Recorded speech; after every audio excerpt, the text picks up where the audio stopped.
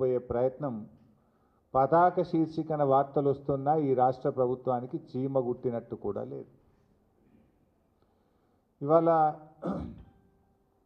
Godavari Bankacherla project మీరందరూ కూడా చూస్తూ ఉన్నారు. ఆంధ్రప్రదేశ్ ప్రభుత్వం ఇప్పటికే పోలవరం రైట్ మెయిన్ కెనాల్ను 3 అంతలు పెంచింది. వాస్తవానికి అది సిడబ్ల్యూసి క్లియరెన్స్కు పోలవరం డిపిఆర్లో దానికి విరుద్ధం. కానీ 3 అంతలు పెంచుకొని 200 టీఎంసీలను మరి బంకచెర్ల ద్వారా పెన్నా బేసిన్కు రాయలసీమ ప్రాంతానికి తరలించే ప్రయత్నం చేస్తూ ఉంది. మీరు చూస్తే ఈ నీళ్ళు ఏంటంటే ముందు వాళ్ళు గోదావరి నది నుంచి వైకుంఠాపురం కింద ఒక ఆక్వాడక్ట్ని కట్టి అక్కడి నుంచి బొల్లంపల్లి దగ్గర 150 టీఎంసీల రిజర్వాయర్లు కట్టి ఆ బొల్లంపల్లి రిజర్వాయర్ నుంచి బంకచెర్ల క్రాస్ రెగ్యులేటర్ దగ్గర వేసి తద్వారా పెన్నా బేసిన్కు నీళ్లు తీసుకుపోవడానికి ఆంధ్రప్రదేశ్ గత కొన్ని నెలలుగా ప్రణాళికలు రూపొందించి యుద్ధ ప్రాతిపదికన ఆంధ్రప్రదేశ్ ముందుకు పోతూ ఉంది. అదే గోదావరి బేసిన్లో మనకు హక్కుగా రావాల్సినటువంటివి, ఎందుకంటే ఉమ్మడి ఆంధ్రప్రదేశ్లోనే అప్పటి ప్రభుత్వం తెలంగాణకు 968 టీఎంసీలను గోదావరి జలాల్లో కేటాయించారు.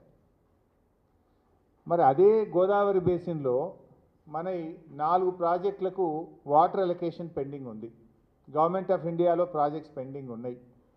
ఒకటి సీతారామ లిఫ్ట్ ఇరిగేషన్, రెండవది సమ్మక్క సాగర్ ప్రాజెక్టు, మూడవది కాళేశ్వరం 30 టీఎంసీ, నాలుగవది డాక్టర్ అంబేద్కర్ వార్దా ప్రాజెక్టు. ఈ 4 ప్రాజెక్టులకు వాటర్ అలొకేషన్ ఒకవైపు పెండింగ్లో ఉంది. సీతమ్మ సాగర్కు మనం 67 టీఎంసీలు అడిగాం, సమ్మక్క సాగర్కు 47 టీఎంసీలు అడిగాం, అంబేద్కర్ వార్దా ప్రాజెక్టుకు 12 టీఎంసీలు అడిగాం. కోర్స్ ఈ అడిషనల్ 3 టీఎంసీ కాళేశ్వరంది వాటర్ అలొకేషన్ లేదు కానీ క్లియరెన్స్ పెండింగ్ ఉంది. ఈ 4 ప్రాజెక్టులు మన అక్కడ పెండింగ్లోనే పెట్టిండ్రు. మన ప్రభుత్వం నిద్రపోతూ ఉంది. మనకు హక్కుగా రావాల్సిన సీతమ్మ సాగర్ 67 టీఎంసీలు కానీ ఈవెన్ సీతమ్మ సాగర్లో కూడా అప్పుడు మా బీఆర్ఎస్ ప్రభుత్వం ఉన్నప్పుడే అన్ని క్లియరెన్సులు తెచ్చినాం. చివరి క్లియరెన్స్ పెండింగ్ ఉంది, టీఏసీ చివరి క్లియరెన్స్. అది క్లియర్ అయితే 67 టీఎంసీలు మనకు వస్తాయి. అట్లే సమ్మక్క సాగర్లో 47 టీఎంసీలు వస్తాయి. అదేవిధంగా వార్ధాలో 12 టీఎంసీలు. దీని గురించి ఒకవైపు పర్సూ చేయడం లేదు. ఈ ప్రాజెక్టులకు అనుమతి సాధించడంలో రాష్ట్ర ప్రభుత్వం 13 నెలల కాలంలో విఫలమవుతూ ఉంది. ఇంకొక వైపు ఆంధ్రప్రదేశ్ ఏమో 200 టీఎంసీలు గోదావరి నీళ్లను పెన్నా బేసిన్కు తీసుకుపోవడానికి యుద్ధ ప్రాతిపదికన ఆగమేఘాల మీద ఆంధ్రప్రదేశ్ కదులుతుంటే ఈ రాష్ట్ర ప్రభుత్వంలో కనీస చలనం లేదు. ఇప్పుడు మనకు ఏ రాష్ట్రమైనా ప్రత్యేకించి ఆంధ్రప్రదేశ్ తెలంగాణలో ఒక కొత్త ప్రాజెక్టు చేపట్టాలంటే సెంట్రల్ వాటర్ కమిషన్ క్లియరెన్స్ కావాలి, వాటర్ అలొకేషన్ కావాలి, ఇంటర్ స్టేట్ క్లియరెన్స్ కావాలి, ఏపీ రీఆర్గనైజేషన్ యాక్ట్ ప్రకారంగా జీఆర్ఎంబి కేఆర్ఎంబి అనుమతి రావాలి, అపెక్స్ కౌన్సిల్ అనుమతి కావాలి. ఏ అనుమతి లేకుండా గోదావరి బంకచెర్ల ప్రాజెక్టును ఇవాళ ఆంధ్రప్రదేశ్ ప్రభుత్వం తీసుకొని పోతా ఉంది. ఏం చేస్తుండ్రు ముఖ్యమంత్రి, ఏం చేస్తుండ్రు నీటిపారుదల శాఖ మంత్రి, ఏం చేస్తుండ్రు? కనీసం ఇవాళటి వరకు ఉత్తరం కూడా రాయలే వీళ్ళు. అరే ఇది అన్యాయము, మా అనుమతి లేదు, మా ప్రాజెక్టులు పెండింగ్లో ఉన్నాయి, మా ప్రాజెక్టులు క్లియర్ చేయకుండా మా సీతారామ అన్నే ఉన్నది, మా సమ్మక్క సాగర్ అన్నే ఉన్నది, మా వార్దా అక్కడనే ఉన్నది, మాది క్లియర్ చేయకుండా ఈ ప్రాజెక్టుకు ఆంధ్రప్రదేశ్ ప్రభుత్వం ముందుకు పోతూ ఉంది, దీన్ని ఆపండి అని చెప్పి ఈ రోజుకు ఉత్తరం కూడా రాయలేదు మీరు. ఇంకోవైపు ఆంధ్రప్రదేశ్ ముఖ్యమంత్రి చంద్రబాబు నాయుడు గారు ఇది 15/11/2024 కేంద్ర మంత్రి నిర్మలా సీతారామన్ గారికి లేఖ రాశారు. మేము ఇట్లా ప్రాజెక్టు కట్టుకుంటున్నాం, మేము 80,112 కోట్లతో ఈ ప్రాజెక్టు కడుతున్నాం, దీనికి డబ్బులు ఇవ్వండి, కేంద్ర ప్రభుత్వం బడ్జెట్లో నిధులు పెట్టండి అని ఆంధ్రప్రదేశ్ ముఖ్యమంత్రి గారు 15/11/2024 నవంబర్ 2024లో ప్రాజెక్టు రూపకల్పన అయిపోయింది. పైసల కోసం ఢిల్లీకి ఉత్తరాలు రాస్తుంది చంద్రబాబు నాయుడు గారు. ఇది 15/11/2024. ఇంకో ఉత్తరం రాసిండు 31 డిసెంబర్ 2024 ఇది నిర్మలా సీతారామన్ గారికి రాశారు. ఏమని? గోదావరి టు కృష్ణా రివర్కు 13,511 కోట్లు, కృష్ణా రివర్ నుంచి బొల్లంపల్లి రిజర్వాయర్కు 28,560 కోట్లు, బొల్లంపల్లి రిజర్వాయర్ నుంచి బంకచెర్ల హెడ్ రెగ్యులేటర్కు 38,041 కోట్లు, మొత్తం కలిపి 80,112 కోట్ల రూపాయలు ఖర్చు అవుతుంది. మాకు financial assistance river linking project కింద ఇవ్వండి అని చంద్రబాబు నాయుడు గారు 2 ఉత్తరాలు నిర్మలా సీతారామన్ గారికి రాశారు. దీని మీద ఆర్థిక శాఖలో ఫైల్ కదులుతూ ఉంది. నిర్మలా సీతారామన్ గారు ఏడీబీ నుంచి, ఏషియన్ డెవలప్మెంట్ బ్యాంక్ నుంచి 40,000 కోట్లు ఇప్పిస్తామని ఆంధ్రప్రదేశ్కు మాట ఇచ్చారు. ఏషియన్ డెవలప్మెంట్ బ్యాంకు కూడా వీళ్ళు ప్రతిపాదనలు పంపించి ఆంధ్రప్రదేశ్ 40,000 కోట్లు తెచ్చుకొని గోదావరి బంకచెర్ల ప్రాజెక్టు ముందుకు తీసుకొని పోతా ఉంది. మరి ఇప్పటిదాకా ఈ రాష్ట్ర ప్రభుత్వం మరి నిద్రపోతుందా? సోయి లేదా? వాళ్ళేమో ప్రాజెక్టు రూపకల్పన అయిపోయింది, కేంద్ర ప్రభుత్వాన్ని డబ్బులు అడుగుతూ ఉన్నారు, ఏడీబీ దగ్గరికి వెళ్ళి డబ్బులు తెచ్చుకునే ప్రయత్నం చేస్తున్నారు. మీరు కనీసం మీకు బాధ్యత లేదా? గోదావరి మీద మా ప్రాజెక్టుల క్లియరెన్స్లు పెండింగ్లు ఉన్నాయి. ఏపీ రీఆర్గనైజేషన్ యాక్ట్ ప్రకారంగా మేము ఒప్పుకోవాలి. అపెక్స్ కమిటీ కౌన్సిల్ సమావేశం జరగాలి. ఇవేవి జరగకుండానే వాళ్ళు అట్లా ప్రాజెక్ట్ చేస్తూ ఉంటే ఈ రాష్ట్ర ప్రభుత్వానికి కనీసం ఒక ఉత్తరం రాసి ముఖ్యమంత్రి స్వయంగా వెళ్ళి నిర్మలా సీతారామన్ గారిని కలిసి, కేంద్ర వాటర్ రిసోర్స్ మినిస్టర్ని కలిసి, ప్రధానమంత్రిని కలిసి ఈ ప్రాజెక్ట్ ఆపాలని చెప్పాల్సిన సోయి ముఖ్యమంత్రి గారికి లేదా అని నేను అడుగుతా ఉన్నా. ఒకవేళ కాదంటే ఆల్ పార్టీని తీసుకొని పోండి, మేమందరం వస్తాం. తెలంగాణ ఉద్యమం జరిగిందే నీళ్ళ కోసం. ఈ నీళ్ళల్లో మా వాటా తేల్చేదాకా, మా ప్రాజెక్టులకు అనుమతి వచ్చేదాకా మరి ఈ అక్రమ ప్రాజెక్టులకు ఏ రకంగా కేంద్ర ప్రభుత్వం సహకరిస్తుంది? మరి ఏం చేస్తుంది రాష్ట్ర ప్రభుత్వం? నేను అడుగుతా ఉన్నా. ఎందుకంటే ఇది లైఫ్ అండ్ డెత్. ఒకసారి ప్రాజెక్ట్ కట్టిన తర్వాత మళ్ళీ మనం ఇబ్బంది పడడం తప్ప రేపు తరతరాలు నష్టపోతాయి. ఈ రాష్ట్రం నష్టపోతుంది. ఎన్నో త్యాగాల మీద తెచ్చుకున్న ఈ తెలంగాణ నీళ్ళలో నష్టపోతే బీఆర్ఎస్ పార్టీ సహించదు. ఎందుకంటే ఇప్పటిదాకా నాకు బాధ కలిగేది ఏంటంటే వాళ్ళేమో ఉత్తరాల మీద ఉత్తరాలు రాస్తున్న ఫండ్స్కు, కనీసం దీన్ని అపోజ్ చేస్తూ జీఆర్ఎంబీకి ఉత్తరం రాయాలి, సిడబ్ల్యూసీకి ఉత్తరం రాయాలి, వాటర్ రిసోర్స్ మినిస్ట్రీకి ఉత్తరం రాయాలి. నా ఆఫీసర్లు రాయరు, నా మంత్రి రాయడు, నా ముఖ్యమంత్రి రాయడు. ఏం చేస్తున్నట్టు మీరు? ఈ ఒక ఆయనను అడ్వైజర్ పెట్టుకున్నారు, ఇంకా ఆదిత్యనాథ్ దాస్ గారు. మరి అడ్వైజర్లు ఏం చేస్తున్నట్టు? మరి ఏంది ఇంతమంది అడ్వైజర్లు ఉండి, మంత్రి ఉండి, ముఖ్యమంత్రి ఉండి, డిపార్ట్మెంట్ ఉండి, సెక్రటరీలు ఉండి, ఈఎన్సీలు ఉండి మీరు ఏం చేస్తున్నారని నేను అడుగుతా ఉన్నా. ఈరోజు ఆ అడ్వైజర్ గారి గురించి చెప్తే బాధ కలుగుతుంది. ఎటువంటి వాళ్ళని అడ్వైజర్ తెచ్చుకున్నారంటే వీళ్ళు, ఆయన అక్రమంగా ఆంధ్రప్రదేశ్ కడుతున్న రాయలసీమ లిఫ్ట్ ఇరిగేషన్ ప్రాజెక్టు మీద ఆంధ్రప్రదేశ్ తరఫున ట్రిబ్యునల్ ముందు తప్పుడు వాదనలు వినిపిస్తే, సుప్రీంకోర్టు ముందు తప్పుడు వాదనలు వినిపిస్తే కోర్టు 3 నెలల జైలు శిక్ష వేసింది నాకు. ఆంధ్రప్రదేశ్ చీఫ్ సెక్రటరీగా ఆదిత్యనాథ్ దాస్ గారికి 3 నెలల జైలు శిక్ష వేసింది. భారతదేశంలో ఒక చీఫ్ సెక్రటరీకి 3 నెలల జైలు శిక్ష ఎవరికైనా పడ్డదంటే ఒక ఆదిత్యనాథ్ దాస్కి పడ్డది. ఆ రోజు ఆంధ్రప్రదేశ్ చీఫ్ సెక్రటరీగా ఆంధ్రప్రదేశ్ కోసం ఆయన పనిచేసిండు. ఆంధ్రప్రదేశ్ ప్రయోజనాల కోసం పనిచేస్తూ తెలంగాణ ప్రయోజనాల గండిగొట్టి తెలంగాణ హక్కులను కాలరాసే విధంగా పనిచేసిన ఆదిత్యనాథ్ దాస్ గారిని ఇవాళ తెలంగాణ నీటిపారుదల శాఖకు అడ్వైజర్గా పెట్టుకున్నారు. అంటే మీరు ఎవరి కోసం పనిచేస్తుంటారు? ఆంధ్రప్రదేశ్ కోసం పనిచేసిన వాళ్ళని పెట్టుకుంటున్నారా?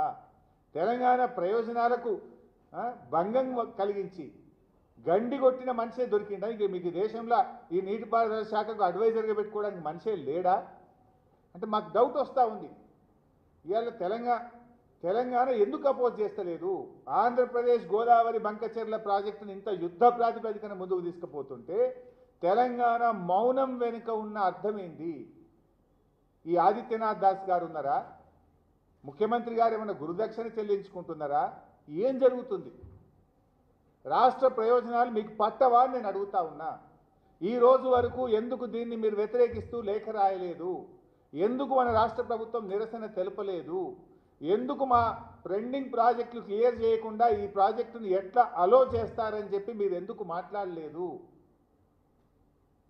ఇది చాలా బాధ కలుగుతున్నటువంటి అంశం. నేను ఈ బాబు గారి లెటర్లు కూడా మీ అందరికి పంపిస్తాను, మీడియాకు కూడా మీ అందరికి కూడా షేర్ చేస్తాను. ఇకపోతే మరి అడ్వైజర్ గారేమో ఇప్పటిదాకా ఏమి ఆయన కూడా స్పందించింది. అడ్వైజర్ ఉండేది ఎందుకు? నువ్వు అడ్వైజ్ చేయాలి రాష్ట్ర ప్రభుత్వానికి. ఇటు ఆంధ్రప్రదేశ్ ఫాస్ట్గా ప్రాజెక్ట్ కడుతుంది, మనకు అన్యాయం జరుగుతుంది, వెంటనే మనం లెటర్లు రాయాలని చెప్పాలి కదా. ప్రభుత్వం నిద్రపోతున్నా కనీసం అడ్వైజర్ అని చెప్పాలి కదా. ఇప్పుడు ఇంకో దిక్కు ఏమవుతుంది భాయ్ సాబ్, అటు తుంగభద్రలో కూడా మీరు చూస్తే రెండు, అటు కర్ణాటక ఇటు తెలంగాణ, రెండు తుంగభద్రలో కూడా ఇటు కర్ణాటక ఇటు ఆంధ్రప్రదేశ్ రెండు రాష్ట్రాలు కూడా తుంగభద్రలో కూడా నీళ్ళకు గండి కొట్టే ప్రయత్నం చేస్తున్నారు. మనకేందంటే శ్రీశైలంకి వచ్చే నీళ్లు అటు తుంగభద్ర నుంచి ఇటు కృష్ణా నుంచి వస్తాయి. తుంగభద్ర నుంచి కూడా మంచి సఫిషియెంట్ క్వాంటిటీ ఆఫ్ వాటర్ వస్తుంది. ఆ తుంగభద్ర నుంచి కూడా మనకు నీళ్లు రాకుండా అటు కర్ణాటక గండి కొడుతూ ఉంది, ఇటు ఆంధ్రప్రదేశ్ కొడుతుంది. దాని మీద కూడా నిద్రపోతున్నారు. తుంగభద్రలో ఏమవుతుంది, అటు కర్ణాటక లో లెవెల్ కెనాల్కు సమాంతరంగా మరో కాలువ దవ్వుతూ ఉంది. అదేవిధంగా కర్ణాటక నావలి రిజర్వాయర్ను 31 టీఎంసీల సామర్థ్యం నుంచి 52 టీఎంసీలకు పెంచే ప్రయత్నం చేస్తుంది.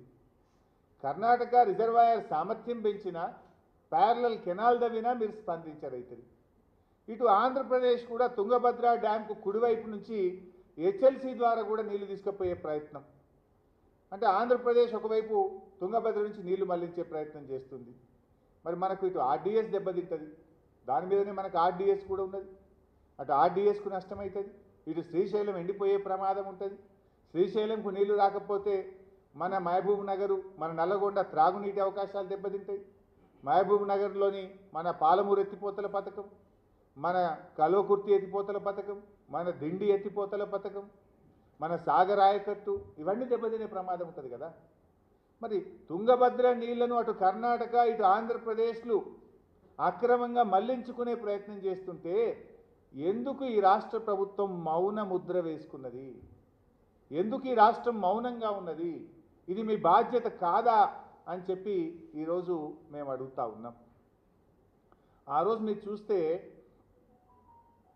గతంలో బీఆర్ఎస్ ప్రభుత్వం ఉన్నప్పుడు అప్పటి ఆంధ్రప్రదేశ్ ప్రభుత్వం గోదావరి పెన్న 330 టీఎంసీలు ఫ్లడ్ వాటర్ తీసుకుపోతామని 2017లో వాళ్ళకు ప్రాజెక్ట్ తయారు చేసింది. ఆ రోజు 2017 అప్పుడు గౌరవ ముఖ్యమంత్రి కేసీఆర్ గారు చాలా సీరియస్గా మేము ఆ ప్రాజెక్ట్ను ఆ రోజు అపోజ్ చేయడం జరిగింది. మేము గట్టిగా అన్ని ప్లాట్ఫామ్స్లో జీఆర్ఎంబి కానీ, కేఆర్ఎంబి కానీ, సిడబ్ల్యూసి కానీ, వాటర్ రిసోర్స్ కానీ ఆ రోజు మేము తీవ్రమైనటువంటి నిరసన తెలియజేస్తే అది ఆగిపోయింది ఆ రోజు. కానీ ఈరోజు కొత్తగా వచ్చిన ఆంధ్రప్రదేశ్ ప్రభుత్వం యుద్ధ ప్రాతిపదికన ఇటు గోదావరి నీళ్లను మరి తీసుకుపోయే ప్రయత్నం చేస్తూ ఉంటే వీళ్ళు మాత్రం మరి కనీసం ఈ రోజు వరకు ఉత్తరం కూడా రాయలేదు. చంద్రబాబు నాయుడు గారేమో ప్రాజెక్టు కాదు, ఆయన నిధుల కోసమే ఉత్తరాలు రాస్తుండు. ఒకటి కాదు, రెండు మూడు ఉత్తరాలు రాస్తుండు నిర్మలా సీతారామన్. ఆడ పెద్ద పెద్ద మీటింగ్లు పెడతా ఉన్నాడు. మరి వీళ్ళు ఏం చేస్తున్నట్టు నాకు అర్థం కాదు.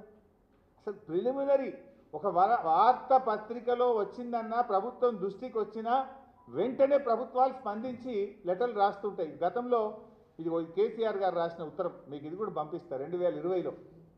2020లో అపెక్స్ కౌంటీ మీటింగ్ తర్వాత కేసీఆర్ గారు మన హక్కుల గురించి ఎంత క్లియర్గా గోదావరి బేసిన్లో, కృష్ణా బేసిన్లో 2020లో అప్పటి కేంద్ర ప్రభుత్వానికి రాసిన లేఖ, మేము ఏ రకంగా ఆంధ్రప్రదేశ్ ప్రాజెక్టులను వ్యతిరేకించాము, రాయలసీమ లిఫ్ట్ ఇరిగేషన్ ఎట్లా వ్యతిరేకించినాం, పోతిరెడ్డిపాటిని ఎట్లా వ్యతిరేకించినాం, తెలంగాణ హక్కుల కోసం ఏమేం మాట్లాడినాం అనేటువంటిది మేము ఆ రోజు రాసిన లేఖ కాపీ కూడా నేను మీ అందరికి కూడా పంపిస్తాను. మరి అదేవిధంగా మొన్న బ్రిజేష్ కుమార్ ట్రిబ్యునల్ విషయంలో కూడా బీఆర్ఎస్ పార్టీ కేసీఆర్ గారు ఎంతో ప్రయత్నం చేసి సెక్షన్ 3ని సాధించిందే బీఆర్ఎస్ పార్టీ. సెక్షన్ 3 ఎప్పుడొచ్చింది?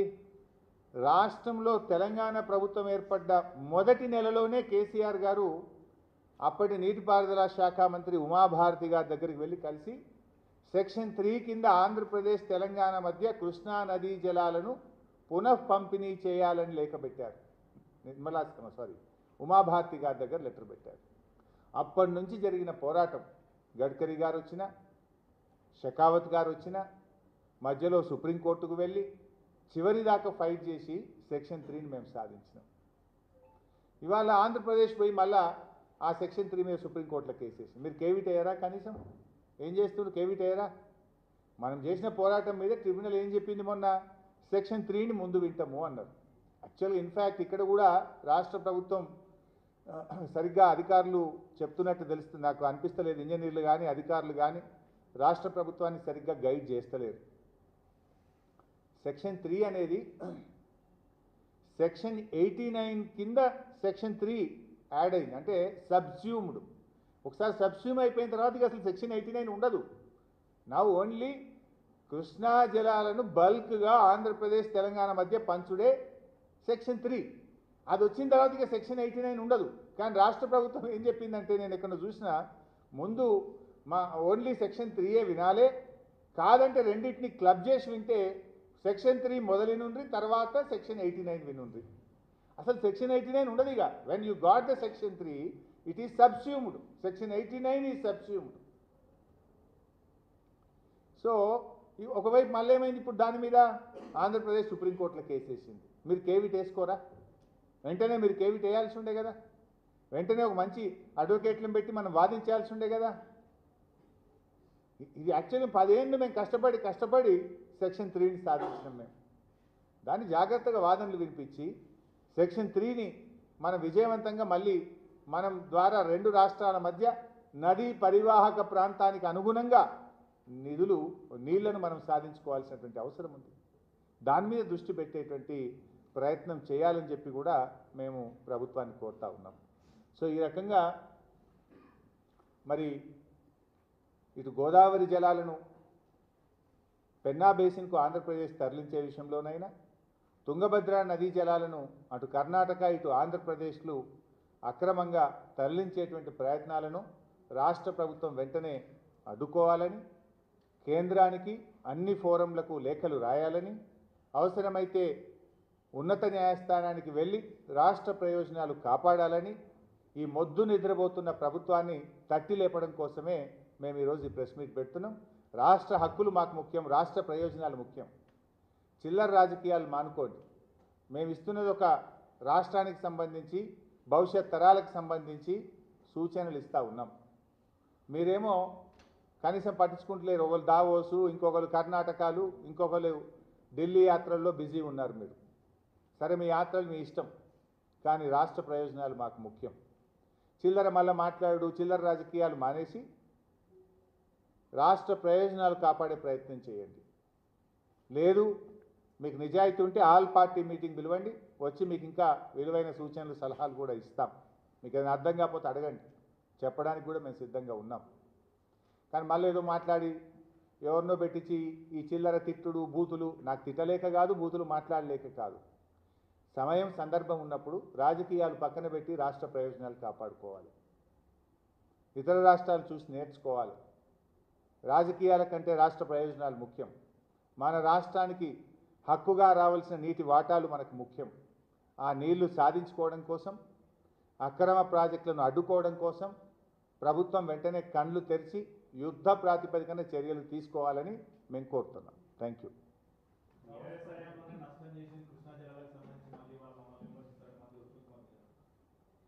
నేను చెప్పగలుగుతా కానీ ఆ సబ్జెక్ట్ డైల్యూట్ అయిద్దేమో. మొన్న వాళ్ళ సెక్రటరీ రాహుల్ బొజ్జానే కుండ బద్దలు కొట్టినట్టు కుల్లా చెప్పిండు కాదే. రాహుల్ బొజ్జా గారు ఎంత స్పష్టంగా చెప్పిండే, మొన్న కుల్లా చెప్పిండు. ఏం చెప్పిండు? తెలంగాణ ప్రభుత్వం 1 సంవత్సరానికి మాత్రమే తాత్కాలికంగా ఒప్పుకున్నది. మేము 2015 నుంచి 50-50 ఇవ్వాలని కోరుతున్నాం. ఇప్పుడు కూడా మేము ఈ 1 సంవత్సరానికే ఒప్పుకుంటున్నాం అని స్పష్టంగా వాళ్ళ సెక్రటరీ రాహుల్ బొజ్జానే చెప్పిండు కదా. ఇంకా ఇక ఉత్తమ్ కుమార్ రెడ్డి మాట్లాడితే ఇక దాన్ని ఏమంటామంటే ఆయన్నే ఆత్మ పరిశీలన చేసుకోవాలి. నిజంగా చెప్పాలంటే సాగునీటి శాఖ మంత్రిగా ఉత్తమ్ కుమార్ రెడ్డి ఫెయిల్ అయిపోయాడు. మొదటి సంవత్సరంలో 6,50,000 ఎకరాలకు నీళ్ళు ఇస్తా అని అసెంబ్లీలో గంభీరమైన ఉపన్యాసం చేసిండు. 6,50,000 కాదు 65,000 ఎకరాల కన్నా ఇచ్చిండేమో. ఇస్తే ఎక్కడ ఇచ్చిండో చెప్పమని చెప్పండి. పిల్లి శాపాలకు ఉట్లు దిగాయి. ఉత్తమ్ కుమార్ రెడ్డి గారు నిజాయితీగా కాన్సన్ట్రేట్ చేసి మీరు ఈ పొరుగు రాష్ట్రాలు చేస్తున్నటువంటి కుట్రలను తిప్పికొట్టండి, రాష్ట్ర ప్రయోజనాలు కాపాడండి. గా పాలమూరు రంగారెడ్డి ప్రాజెక్టు జర్రంతా ఒక్క 3 నెలలు పనిచేస్తే మొన్న గన్ని నీళ్లు సముద్రంలో కలిసినాయి. ఎన్ని నింపుకుందాం ఇవాళ? మహబూబ్ నగర్ జిల్లాకు ఎంత లాభం అవుతుండే? జర్రంతో జానడంత మురుడంత కాలు ఉండే. ఒక్క 3 నెలలు పనిచేస్తే ఇవాళ 3 రిజర్వాయర్లు నింపుకుంటే పాలమూరు జిల్లా ఎంత మేలు జరుగుతుండే. గా పని కూడా చేయకపోతుంది. ఏంటి మేడిగడ్డ ప్రాజెక్ట్నేమో పండబెట్టిరి, పాలమూరు ఎత్తిపోతల పథకాన్నేమో పక్కకు పెట్టిరి, మూలకు పెట్టిరి. పని చేయండి. ఇవన్నీ రాజకీయాలు ఉంటాయి, రాజకీయాలు మాట్లాడుకుందాం, కానీ రాష్ట్ర ప్రయోజనాలు కాపాడండి. ఊకే విమర్శలు మాని రాష్ట్ర ప్రయోజనాలు కాపాడే ప్రయత్నం చేయాలని చెప్పి మేము కోరుతా ఉన్నాం.